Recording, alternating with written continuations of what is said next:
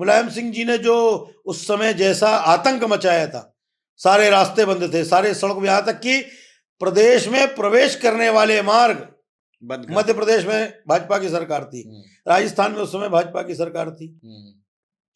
ये लगता था कि यहां से संख्या बहुत ज्यादा आ जाएगी, तो मध्य प्रदेश और राजस्थान से आने वाले सारे रास्तों पर दीवार खड़ी कर दी थी, ट्रेनों की चेन वो समाप्त कर दी गई थी, फ्री कर दी गई थी, बसें रोक दी गई थी, नावें पलटा दी गई थी।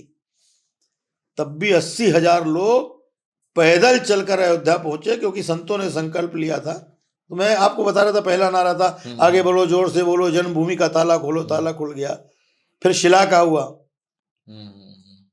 शिला पूजन में भी घर घर से शिला ले जाएंगे, राम के घर में लग जाएगा पत्थर तेरे नाम का, 1.25 रुपया दे दे रे भैया, राम लला के नाम का, राम के घर में लग जाएगा पत्थर तेरे नाम का। वह शिला पूजन का कार्यक्रम।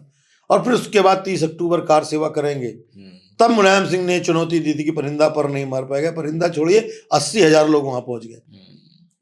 और उस समय भारत की राजनीति, उसका क्रूरतम चेहरा देखने को मिला कि 30 अक्टूबर को मुलायम सिंह के अहंकार को जब कार सेवकों ने चूर कर दिया, जिसमें अशोक सिंघल जी घायल हुए, अनेकों और लोग घायल हुए, उसका बदला लेने के लिए 2 नवंबर की जो कार सेवा थी, उस पर छांट छांट करके विशेष जाति और संप्रदाय के लोगों को भर कर बटालियन बनवाई गई और खुलेआम गोली चलवा करके न जाने कितने लोगों को भून दिया गया। उसी में शरद कोठारी, राम कुमार कोठारी, ऐसे अनेकों लोग मारे गए।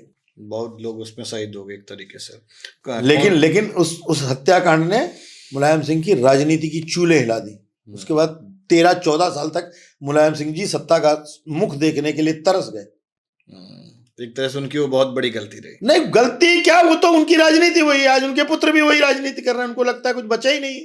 नहीं, उसका तो वो अभी भी सुनते हैं ना। तो ये यहां से प्रारंभ हुआ, ढांचा गिर गया। उसके पश्चात फिर अगला अभियान चला 6 दिसंबर को। 6 दिसंबर में अगर न्यायालय ने उस दिन आदेश दे दिया होता, फिर उसके बाद 91 में कल्याण सिंह जी की सरकार बन गई। उस सरकार ने 2.77 एकड़ जमीन अधिग्रहण करके राम जन्मभूमि न्यास को दे दी। विवादित क्षेत्र 80/40 को नहीं छूना, उसके अतिरिक्त वहां का विकास करना। तो अगर 6 दिसंबर के पहले अब उस अधिग्रहण के खिलाफ एक फारूकी नाम के व्यक्ति, उन्होंने अदालत में मुकदमा डाला, उसकी सुनवाई थी, उसका निर्णय आना था। उस निर्णय में अगर हमारे पक्ष में निर्णय आता तो भी 6 दिसंबर की कार सेवा बिना ढांचे को छुए जारी हो सकती थी, और अगर हमारे विरुद्ध जाता तो भी हो सकती थी, क्योंकि 2.77 एकड़ में 80/40 को छोड़कर बाकी सभी व्यक्तिगत प्लॉट ये राम जन्मभूमि न्यास ने या तो किसी ने दे दिए थे या परचेज कर लिए थे। तो बिना उस ढांचे को छेड़े, लेकिन परमात्मा को कुछ और मंजूर था। मैं तो मानता हूं कि कई बार भगवान स्वयं अपनी लीला रचता है।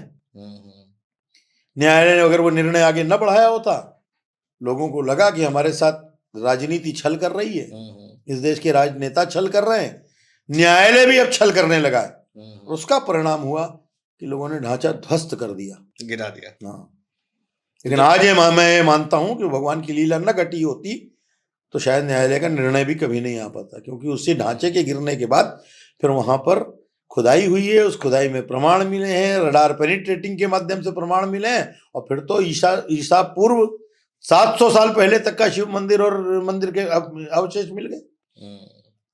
तब भी मतलब मैं तो इस विषय में कभी कभी ये कहता हूं कि राम जन्मभूमि पर भव्य मंदिर बने, ये हमारी लड़ाई सरकार से थी ना। मुसलमान कहां से बीच में कूद पड़ा बाबरी मस्जिद एक्शन कमेटी बनाकर? हमने मुसलमानों से तो कुछ कहा ही ना था, ना वो जगह मुसलमानों के कब्जे में थी। आप केस लड़ रहे थे, आप केस लड़ते रहते।